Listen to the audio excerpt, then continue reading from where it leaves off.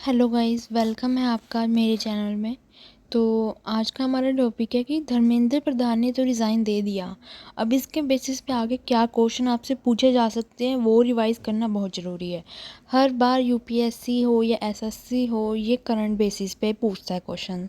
तो इन हर टॉपिक को करंट के अकॉर्डिंग रिवाइज करना बहुत ज़रूरी है। तो आइए आज हम इनको एक शॉर्ट वीडियो में कवर करते हैं।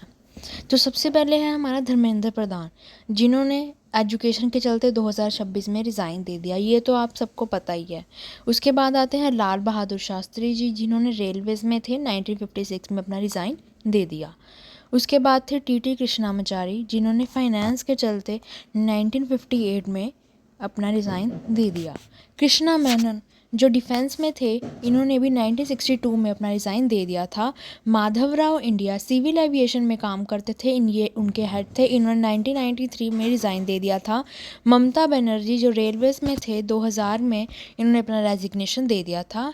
और शिवराज पाटिल जो होम अफेयर्स में थे, 2008 में इन्होंने भी अपना रिज़ाइन दे दिया। अब इन्होंने क्यों रिज़ाइन दिया, क्या कारण था, इनको कवर करना बहुत ज़रूरी है, तभी आप यूपीएससी बेस्ड क्वेश्चंस को इजीली सॉल्व कर सकते हो। तो आइए आज हम जानते हैं। सबसे पहले आते हैं हमारे धर्मेंद्र प्रधान, जिनका बारे में सबको ही पता है। इन्होंने नीट एग्ज़ाम पेपर लीक के चलते अपना रेजिग्नेशन दिया है। जो सीजेपी प्रोटेस्ट हुआ है दिल्ली के जंतर मंतर पे, इन्होंने रिज़ाइन दिया है। इन्होंने ट्वीट के ज़रिए अपनी जानकारी दी है। और सेकंड हमारे आते हैं लाल बहादुर शास्त्री जी, इन्होंने भी अपना रेजिग्नेशन दिया था। ये रेलवे के अंदर काम करते थे। उस टाइम हमारे प्राइम मिनिस्टर कौन थे? जवाहरलाल नेहरू। ट्रेन का कोई डिज़ास्टर हुआ था तमिलनाडु में, जिसमें 140 लोगों की जान गई थी। इन्होंने ये उस टाइम के हेड थे रेलवे मिनिस्टर्स के, तो इन्होंने अपनी अकाउंटेबिलिटी लेते हुए अपने पद से इस्तीफ़ा दे दिया था। थर्ड आते हैं हमारे कृष्णामाचारी जी, इन्होंने भी रेजिग्नेशन दिया था। चावला कमीशन था, स्टॉक परचेज इरेगुलरिटी, कोई फ्रॉड हुआ था एलआईसी में कोई इरेगुलरिटी के कारण, तो इन्होंने अपना रेजिग्नेशन दिया था। कृष्णा मेनन जी, इन्होंने भी 1962 में अपना रेजिग्नेशन दिया था, जब बॉर्डर वॉर हुई थी चाइना के साथ। इनको काफ़ी क्रिटिसिज्म फेस करना पड़ा था, क्योंकि इन्होंने कोई प्रिपरेशन नहीं करके रखी थी कि अगर ऐसी कोई इमरजेंसी वॉर होती है तो क्या करना चाहिए, जिनके चलते हमें इंडिया को काफ़ी नुकसान भी हुआ था। तो इन्होंने अकाउंटेबिलिटी लेते हुए अपने पद से इस्तीफ़ा दिया। उसके बाद आते हैं हमारे माधवराव जी। माधवराव ने दिल्ली एयरपोर्ट में, सिविल एविएशन में थे उस टाइम, दिल्ली एयरपोर्ट के कोई प्लेन क्रैश के कारण 1993 में इन्होंने अपने पद से इस्तीफ़ा दिया। तो इन्होंने सारी रिस्पॉन्सिबिलिटी ली कि इनकी नेग्लिजेंस की वजह से सब कुछ हुआ है। उसके बाद आती है हमारी ममता बनर्जी, ये रेलवे मिनिस्ट्रीज़ में थी। इन्होंने अपनी जॉब को छोड़ दिया, रेजिग्नेशन दे दिया, जब दो ट्रेनें पंजाब में कोलाइड करके मतलब टकरा गई उस टाइम। तो इसमें 43 लोगों की जान गई। तो इन्होंने अकाउंटेबिलिटी लेते हुए, रिस्पॉन्सिबिलिटी लेते हुए अपने पद से इस्तीफ़ा दिया था। उसके बाद आते हैं हमारे शिवराज पाटिल सर। शिवराज पाटिल जी ने भी रेजिग्नेशन दिया जब 26/11 का मुंबई टेरर अटैक हुआ था। तो इन्होंने अपनी रिस्पॉन्सिबिलिटी लेते हुए अपने पद से इस्तीफ़ा दिया था। उस टाइम हमारे प्राइम मिनिस्टर कौन थे? मनमोहन सिंह जी। हमने ये तो पढ़ लिया कि इन्होंने किस किस रीज़न की वजह से अपना रेजिग्नेशन दिया था। अब आगे हम जानते हैं कि कैसे कैसे क्वेश्चंस यूपीएससी बेस्ड वो पूछ सकता है।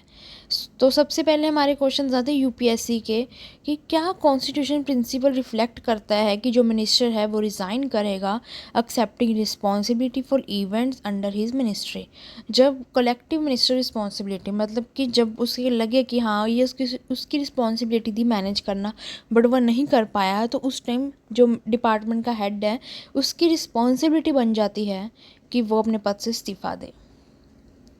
अब एनटीए रिस्पॉन्सिबल क्यों है? एनटीए जो हमारी नेशनल टेस्टिंग एजेंसी, वो कैसे कैसे एग्ज़ाम कंडक्ट कराती है।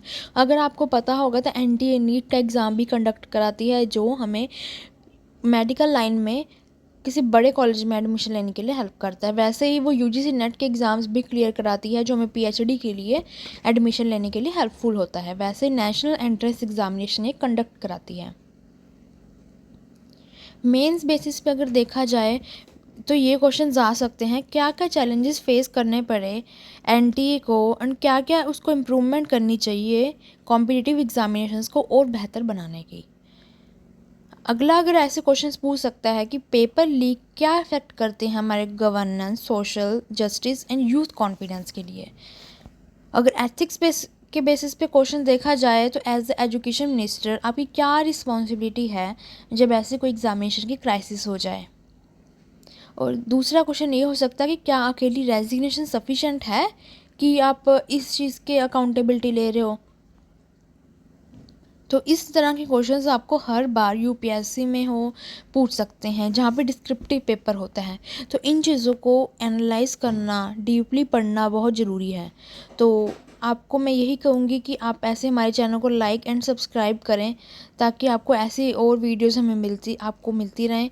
और प्लीज़ हमारे चैनल की बेल नोटिफिकेशन को ऑन करना ना भूलें ताकि आपको हर वीडियो पहुँच जाए। Thank you so much. ऐसे हमारे चैनल को प्लीज़ लाइक एंड फॉलो करना ना भूलें।